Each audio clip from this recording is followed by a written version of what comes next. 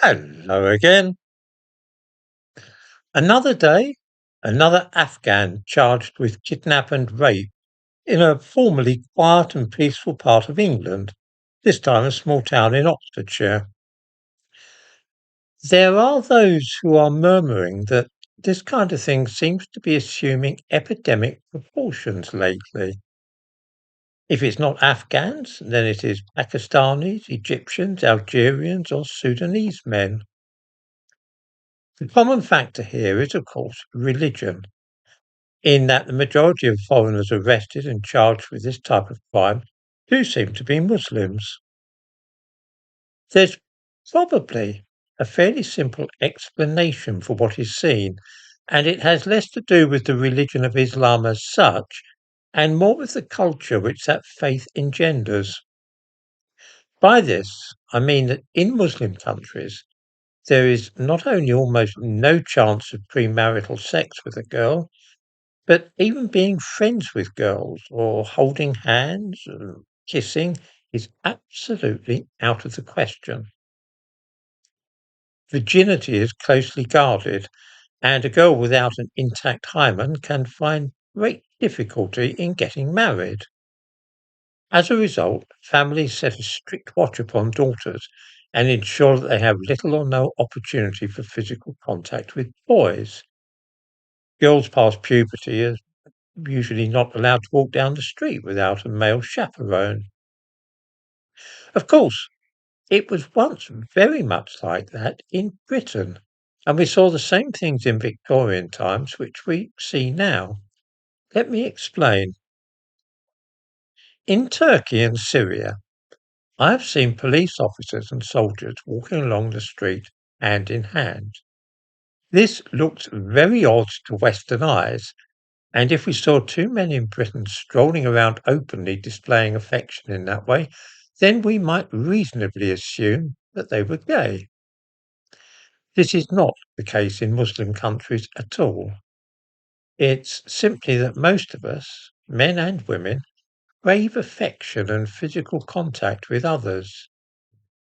Young men in modern Britain are, of course, free to cuddle girls, kiss them, and generally show physical affection, up to and including sexual activity. These days, hardly anybody really cares. It wasn't always that way. Within living memory, girls were saving themselves for marriage, as it used to be put. Virginity was almost as big a deal at one time in this country as it is now in Muslim countries. There were also so-called shotgun weddings when a man would be compelled to marry a girl if she became pregnant. So it was that in those days boys would be more likely to fool around with each other rather than girls. This was a big thing, of course, at single-sex public schools in this country. There was more opportunity for affection and sex, and it was safer. Most grew out of this when they became adults. It was not only sexual activity. In Victorian times, it was common for men to link arms and walk along the street in that way. This would be viewed askance today, but at one time it was a common way for men to display physical affection for somebody of a non-sexual nature, just walking along arm in arm. I mention this historical background because this is pretty much how things are now in some Muslim countries. No chance for premarital sex with girls, not even an opportunity to touch or hold hands with a member of the opposite sex. So it is that men in those nations have physical contact with each other by holding hands, linking arms, hugging and kissing each other. Now imagine what happens when somebody from such a society finds himself in this country, where sexual activity is free and easy, and women and girls walk the street alone without a chaperone. Some of them even drink alcohol. Young men from Muslim cultures see this and are aware that young men and girls here certainly have sex with each other, but they are wholly ignorant of the lead up to this. They have no concept of courtship, flirting, giving somebody the come on, playing hard to get, or indeed of any of the extensive practices with which sexual activity is hedged around in Britain. Obviously, if I decide I want sex with a woman, there are many rituals which I must first engage in. Perhaps I would seek out and identify a prostitute and agree a price. Or I might chat up a woman or sign up to some internet dating app like Tinder. What I would not do, of course, is to follow a woman around late at night, grab hold of her, pull her into a dark alleyway and force her to have sex with me against her will. I know that this is what we call rape and that it's a very serious crime. For a young Afghan or Pakistani, though, newly arrived in this country and completely clueless about the social arrangements whereby we can end up in bed with a woman, the business is massively puzzling. Add to that the difficulty that there is a language problem, and it is almost certain that there will be at best embarrassing misunderstandings and at worst kidnap and rape. I do hope that nobody thinks that I am excusing or justifying this kind of thing, for I am not.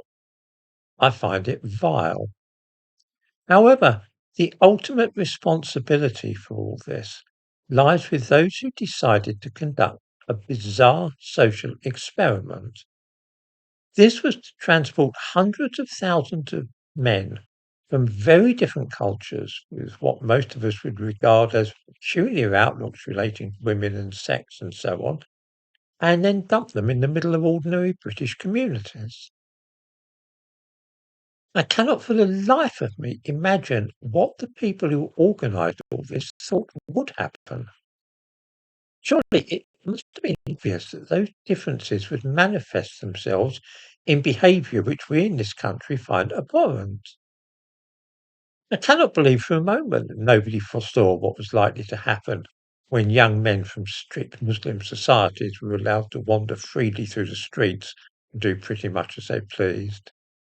Seriously, this is so clearly a bad idea that I almost feel that it must have been done on purpose as a wind-up, see how far we British can be pushed.